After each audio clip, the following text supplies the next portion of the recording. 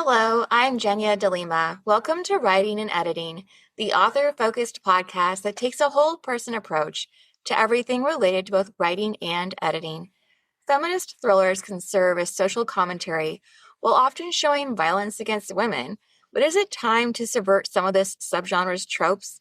And if so, how and why?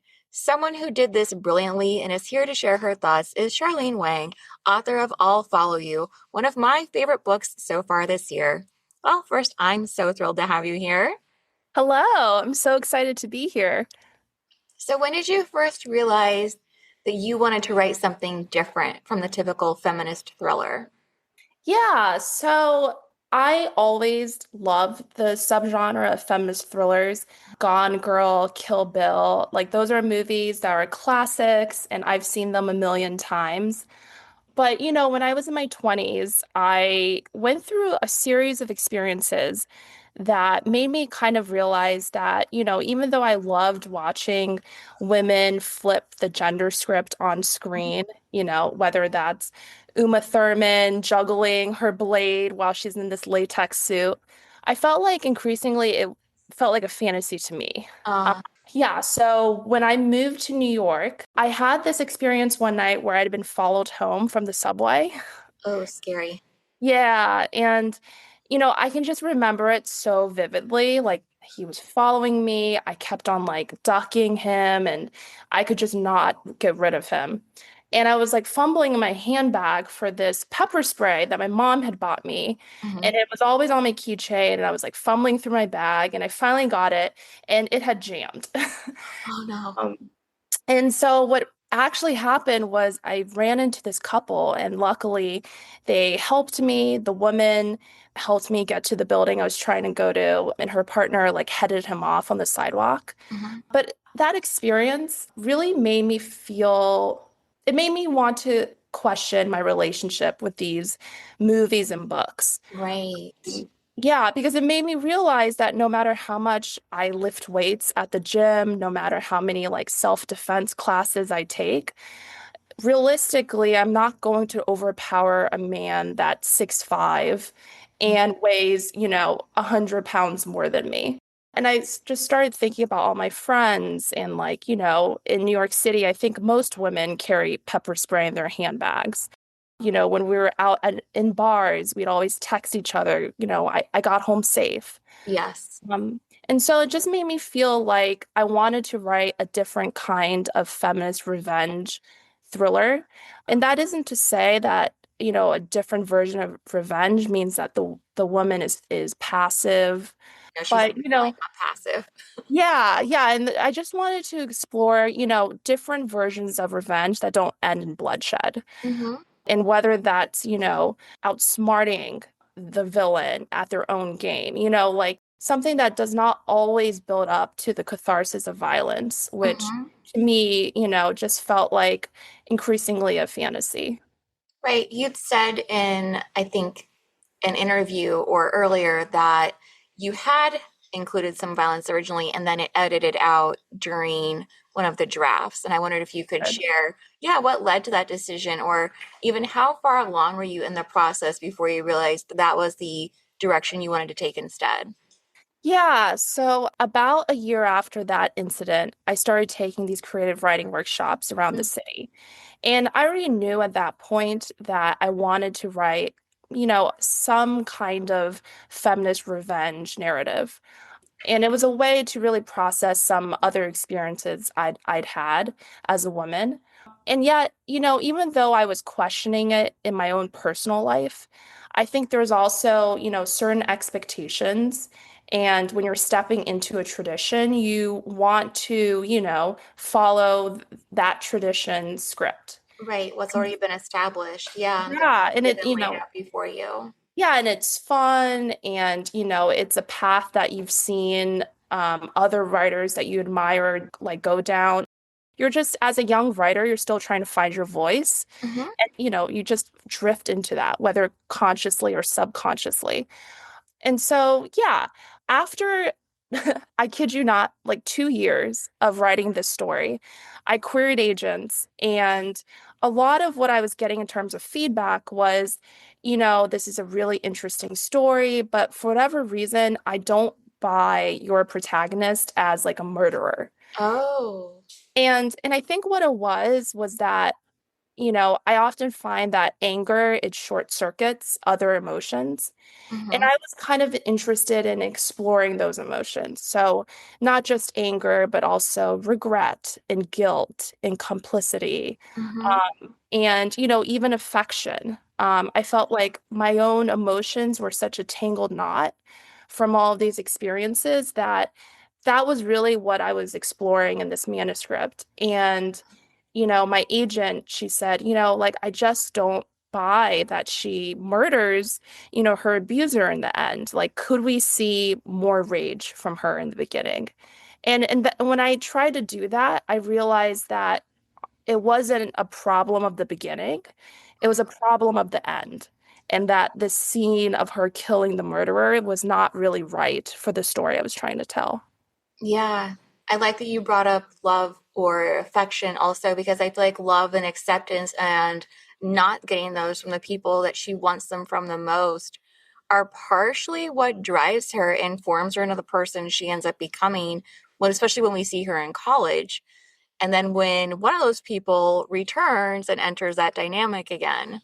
Right. So, Yeah. yeah, speaking of that, since their friendship is such a central part, do you think that readers are going to see glimpses of themselves within that friendship or identify with it in some way? I hope so. Some of the early feedback that I've been getting about I'll Follow You is some people will say, I hated Kayla, or I hated Faith, or I hate both of them.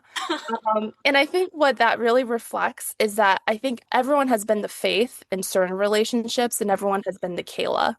And what I mean by that is, especially with your oldest friendships, sometimes you can be the one where there's just more space naturally for you in the relationship. And sometimes in other relationships with different people, it can be different. And you're the one who is feeling like you don't have enough space.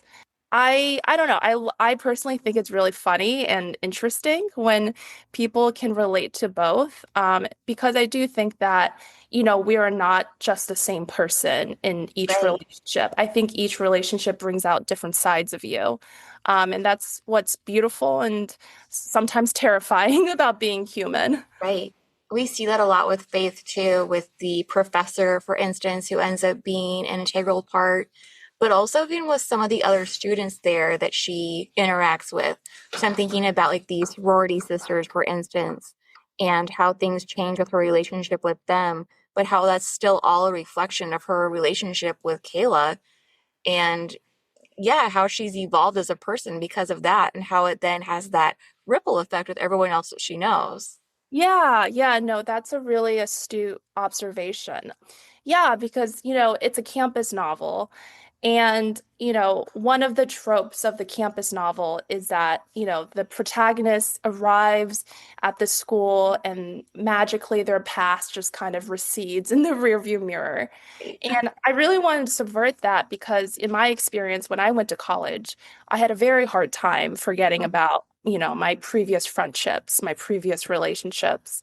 And I wanted to show Faith, even though she's finally stepping out, from under the shadow of this friend, because of the way she finds herself patterning that relationship in different ways. So the book's called I'll Follow You. And in college, she is a follower still. Yes. She's rushing a sorority. She's falling into this affair with her professor. She always thinks that, no, it's just because of my best friend from home, Kayla. Like if she was gone, I'd be, I'd reinvent myself and be this new person. But in reality, that it's not so simple. No, for sure. So moving on, talking about their friendship still, why did you want to show what happens when friends turn on one another?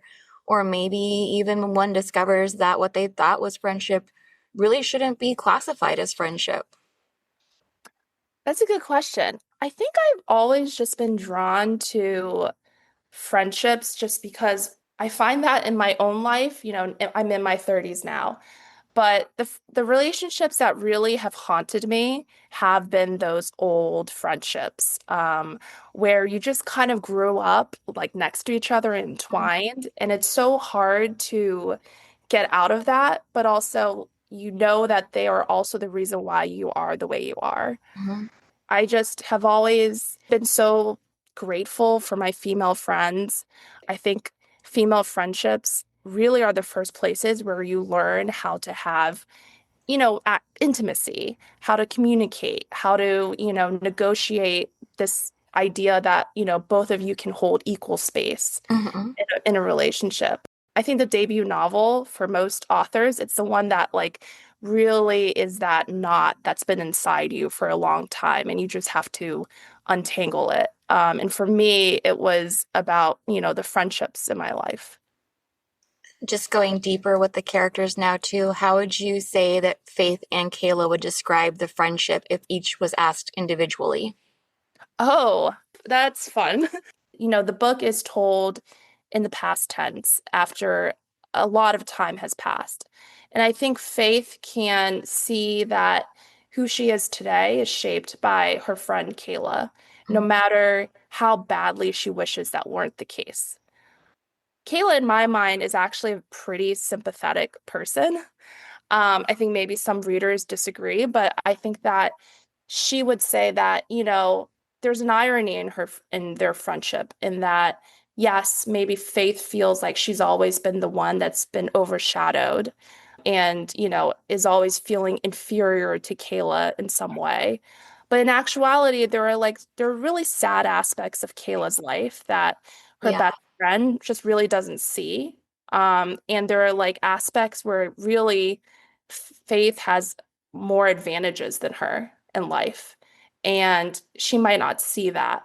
She's always thinking, oh, like Kayla is so charismatic, everybody loves her. yeah, that's true. Yeah, but there's actually like a shocking lack of love in Hmm. Kayla's life. And that's why she actually, ironically, follows Faith to school because, Faith is really her only family. That is, what I think. And, maybe there's more that I haven't really imagined. No, I can see it. And I like that you brought up that she also is in need of that affection and love because I hadn't really thought about it until you said it, but that's exactly what it is for both of them. They're both craving the same thing, but neither one really knows how to get it or how to get it in a way that serves the other person just as much as it serves them. Right. So then Right. enters, yeah, the manipulation and the lying. And so moving into that too a little bit, how did you use things like manipulation in place of violence? And why do you think that that builds the same amount of tension or maybe even more? Yeah. I think with why manipulation plays such a big role in this book is that I think this book really follows a friendship that was, kind of formed in the crucible of youth. Hmm. They're very young, when the novel starts when they're in high school and it ends when, the main events end when they're, barely 21. Like I mentioned earlier, I think these early friendships are really the places where you're learning things like intimacy and how to even have a relationship. And sometimes when you lack those skills, you end up doing pretty terrible things and pretty toxic things. I think if I were to write a friendship novel that was set over decades, that followed a pair of friends who were friends from when they were kids to when they're, mature adults, the dynamic would like obviously change. Manipulation, I used because I think that's pretty realistic to how pe young people are. Hmm. And, without going too much into the plot of I'll Follow You, it's really about storytellers and how everyone is the teller of their own story. I think that really Professor Faith and Kayla, they're all savvy in their own ways, and that's how they manipulate people by being extremely savvy tellers of their own story. And by the end of the book, even though it's an I narrative that follows Faith, by the end of the book, you really kind of don't know who she is at all. Um, Right. you kind of really question the version of the truth that she's telling. And I think that is also, like part of why manipulation is such a theme. Yes, and we see that really early on, and this shouldn't spoil anything, but when they start the social media account and then seeing who is placed in charge of telling that story and coming up with what really is a storyline, not a real life. And so those hints are already laid there right from the start. But also, too, if you'd like to talk a little bit about the role that social media plays and why it's necessary for this particular story. Yeah, when I thought of what this book was going to be about, I wanted to write a campus novel. And I also wanted to write a feminist revenge thriller, and how it goes from A to B is half the fun. And when I think of a contemporary campus novel, I can't imagine there not being social media. I have a younger sister, and she is 12 years younger than me. And so she's been really helpful in observing how social media really changes campus life. Mm, And one thing that really strikes me when I observe her and her friends are like they were just very sophisticated storytellers because they grew up with social media oh, right. and they've always had it. Whereas, I won't date myself, but when I went to college, we had Facebook, but we didn't have Instagram yet. And that really makes a difference. And also, I just think social media is just a really fun function in thrillers because you can see how people use it as a mask and also how it can reflect their psyche. I had a lot of fun with it. It was also really challenging in some ways too, but I had a lot of fun with integrating it in the novel. That idea of always playing to an audience and how we see that influence so many of their choices too, and with Hmm. both of them. And so even when you think maybe Faith isn't quite as into this, you see her getting sucked back into it over and over. It's like this draw that she can't really pull away from. And I think that's just some interesting social commentary right there too, especially as we have all these studies now coming out talking about how damaging it is or the addiction side of it. Right, And she right. reflects that so well. Hmm. Yeah, and yeah, there's certainly the troubling aspect of getting your validation online from strangers Mhm. who, can obviously turn on you at any minute. And I just think that that must be enormously difficult for someone who's young and who is coming of age on the internet. And do you think that would be different for her if she'd been receiving that validation in her everyday life, such as when she was in high school and had friends besides Kayla, or when she went to school and college, and if she had seamlessly integrated? Yeah, I think so. I think that, both Faith and Kayla have had difficult upbringings for sure. I think Faith comes from a more stable home, but still, her parents are, both of them are not really in the picture. And Kayla comes from an even more troubled Mhm, household. And so definitely, I think if you're not getting validation in the form of the healthy kind from the people around you, and it's only the fickle kind that you have to chase online, that can really, change how you perceive the world. mhm. Well, as we've already talked about a little bit here too, all the major players in this story are located somewhere along the morally gray spectrum. So how did that factor into your subversion of this subgenre? Yeah, that's an interesting question.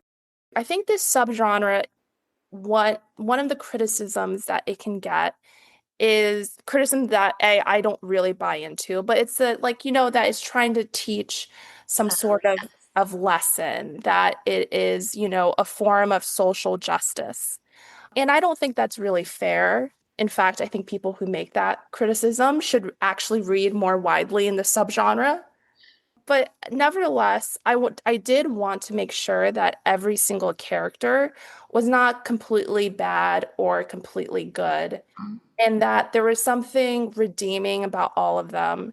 And as you mentioned earlier, many of them, especially Faith and Kayla, are chasing the same things. But the conflict arises because they have different ways of getting those goals. So they both want love and security and respect, but Faith, she thinks that the right way to get those things is like validation from getting good grades and getting into a good college, whereas Kayla relies on charisma and clout and charm. Yeah, I just wanted to make sure that like we can always sympathize, maybe not with the means, but Mhm. we can always sympathize with a character who wants a goal that we can understand. Yes. Yeah. I did sympathize with both of them because you could see that they were both striving so very hard to have these things, but again, they just really didn't understand how to go about it in a way that was productive or that was actually going to get them those things. But it also reminds me of that phrase you hear all the time that you become better at the thing that you do more and more often.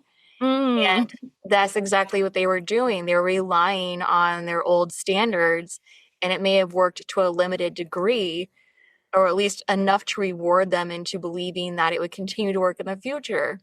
And right, yeah, so you see them both continue along that same path, and they're still getting that intermittent reinforcement along the way. right, That, right. yeah, it tells both of them, well, it's not happening all the time, but it's happening often enough that yes, you should continue doing X, Y, or Z. Right, right. Yeah, yeah. And that's something, that sort of intermittent reward, it can be very addictive. Yeah, it's just like social No. media. Yeah, yeah. And it's really tough to get out of that. Yeah, and so that's really interesting.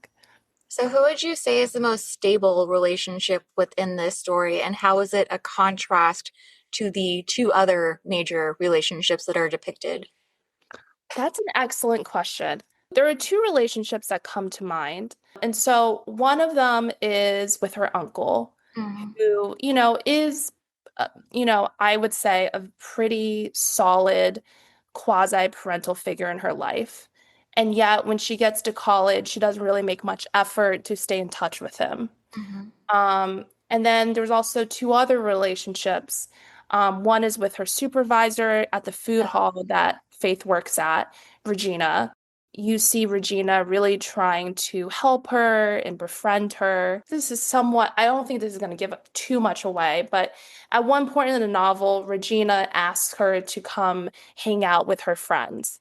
And Faith turns her down because she wants to hang out with the professor. And she's looking back on it, this is after some years, this is the older narrator looking back on this, but she thinks that, in college, those moments are really the moments that matter.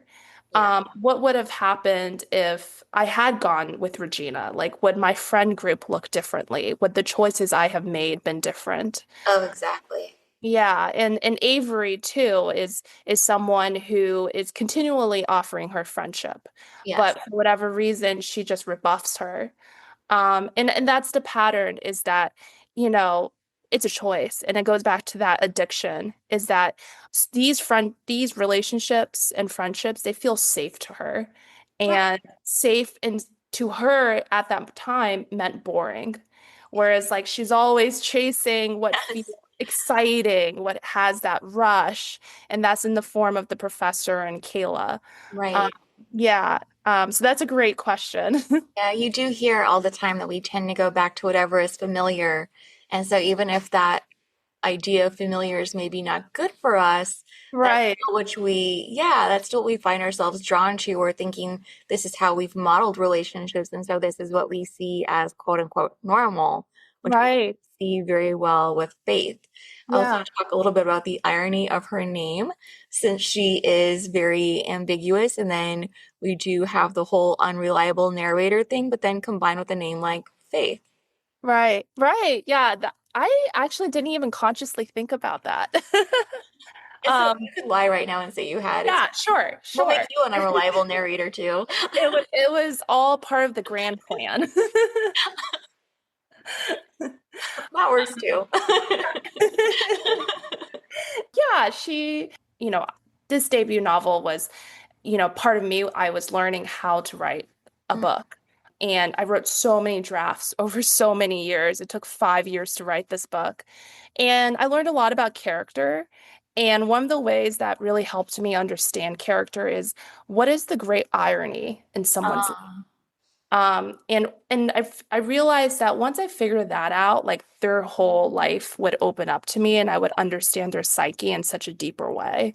Mhm. And so maybe that name choice is a reflection of that. Let's go with that, yes. Yeah. Well, to end on a lighter note, what do you think Faith would say is her favorite painting and why? Oh, I mean, it would have to be Judith beheading Holofernes by Gentileschi, Artemisia Gentileschi. That painting, without giving anything away, plays a big part, especially towards the end of the novel. I think that it is a spectacular piece of art that I actually had a chance to see in person in Florence, and that was amazing and rewired my brain. It's such a iconic feminist revenge Mhm. painting. And anyone who is lucky to see it in real life, they definitely should. And now you pay homage to it in this book. Yes. Well, thank you again. This has been so fantastic. This was so fun. Thank you for having me. Of course. And thank you for listening, and be sure to check out the show notes for additional information, including all of Charlene's links. And if you enjoyed today's episode, I'd appreciate if you could rate or review the podcast on your favorite listening platform. Thanks again.